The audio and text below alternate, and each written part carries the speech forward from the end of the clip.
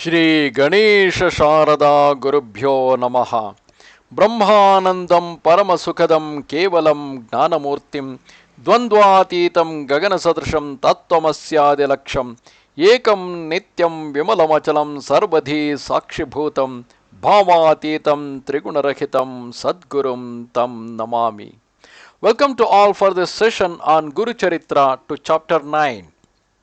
In the previous chapter, we saw the greatness of Sri Guru, who was at that time living in Kuruvapura on the banks of Krishna river.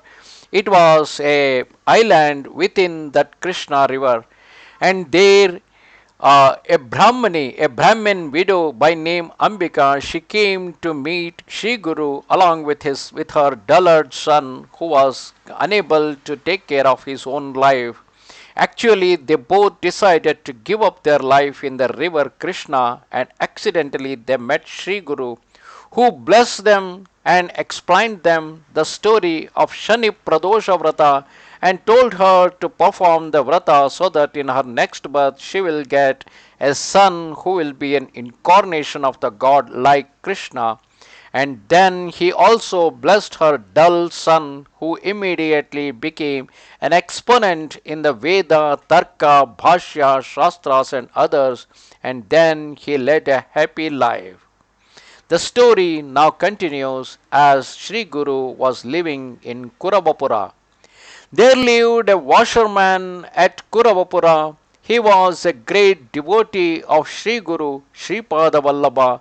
He used to go to the river, have bath, morning, sandhya, and other rituals just like ordinary Brahmins. The washerman would go to the river, wash Sri Guru's clothes, would bow to him with reverence. Once Sri Guru asked him, "Why do you take so much troubles for me? I am pleased with your services. Go home and live happily."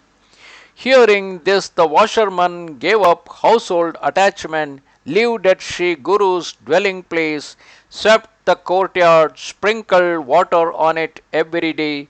Thus he served Sri Guru with more devotion.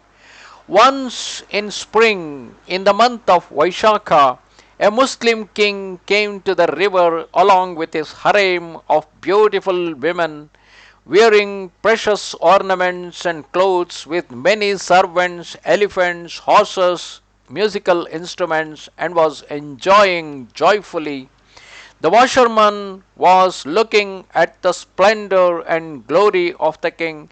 He began thinking, "How fortunate shall I be if I could also enjoy such a glorious life."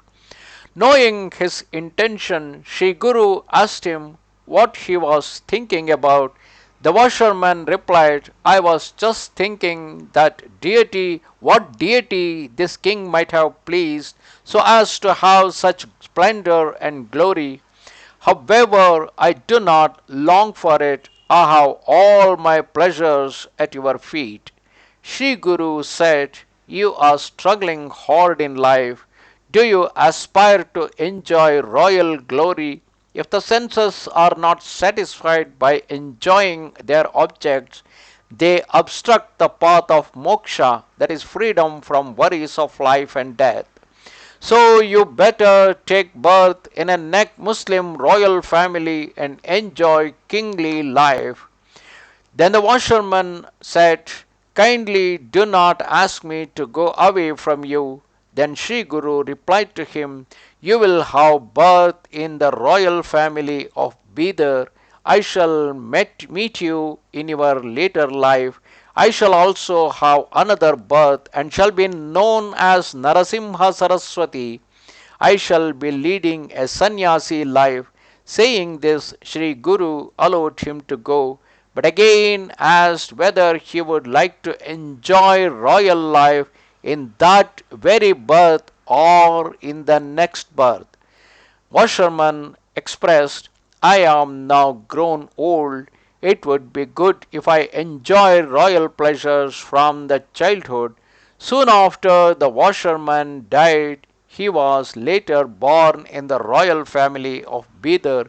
An account is narrated later in the 50th chapter of this book. Sri Guru was thus much praised and respected during his stay at Kuruvapura. I am unable to describe all the miracles of his life, said the Siddhamuni, continuing. Kuruvapura has become a famous holy place due to his residence. Shripada Sri Vallabha disappeared in the river Krishna on Ashwin Vadya, which is known as Guru Dwadashi. Real devotees can still see here Sripada Sri Vallabha, the incarnate of Dattatreya. Many have experienced this long after Sri Guru had left his mortal body. Thus ended chapter 9 of Sri Guru Charitra. Namaste Sharada Devi Kashmira Puramasini Twamaham Prarthaye Nityam Vidya Danancha Dehime. Goodbye.